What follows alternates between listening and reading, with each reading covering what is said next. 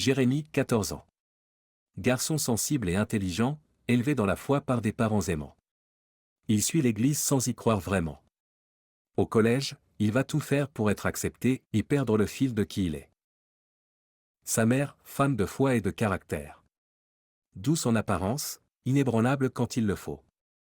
Elle prie pour son fils même quand il claque la porte. Son père, peu de mots, beaucoup de présence. L'homme qui garde l'épreuve, garde la tête froide, et ne lâche jamais les siens. Le groupe, 3 garçons du collège. Charismatique, dangereux, lâche quand ça compte vraiment. Chaque dimanche, Jérémie suit ses parents. Il est là. Mais pas vraiment. Les mots glissent sur lui comme de l'eau. Il obéit. Par amour. Par habitude. Mais au fond, il ne comprend pas encore. Nouveau collège. Nouveau visage. Le groupe le remarque. L'invite. L'intègre. Et Jérémie dit oui à tout. Oui aux cigarettes derrière le gymnase. Oui aux sorties cachées, aux mensonges faciles. Oui aux boîtes de nuit à 14 ans, rentrer à l'aube sans que ses parents le sachent. Oui au petit trafic, aux défis stupides, aux nuits qui finissent mal. Il fait les 400 coups. Il croit avoir trouvé sa place. Il est juste en train de se perdre. Ce soir-là, Jérémie savait que c'était une mauvaise idée. Il l'a dit. Ils n'ont pas écouté.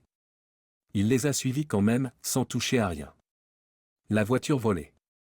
La vitesse. Le choc. Et quand les sirènes ont retenti, c'est son nom qu'ils ont donné. Ce qu'ils croyaient être ses amis. Ses parents auraient pu s'effondrer. Auraient pu avoir honte. Ils se sont levés. Sa mère avait gardé les messages, Jérémie avait écrit au groupe « Je veux pas, c'est une erreur ». Son père avait le reçu du fast-food, Jérémie était à la caisse au moment exact du vol. Une caméra de surveillance a tout confirmé. La justice a reconnu la vérité. Leur fils n'avait pas touché cette voiture. Ce soir-là, Jérémie a pleuré dans les bras de son père. Pas de honte. De gratitude. Il a compris que la vraie appartenance ne se gagne pas en trahissant qui on est. Elle attendait là, depuis le début. Dans les bras de ceux qui priaient pour lui même quand il ne priait plus. Même quand il rentrait à l'aube. Même quand il mentait. Il est retourné à l'église.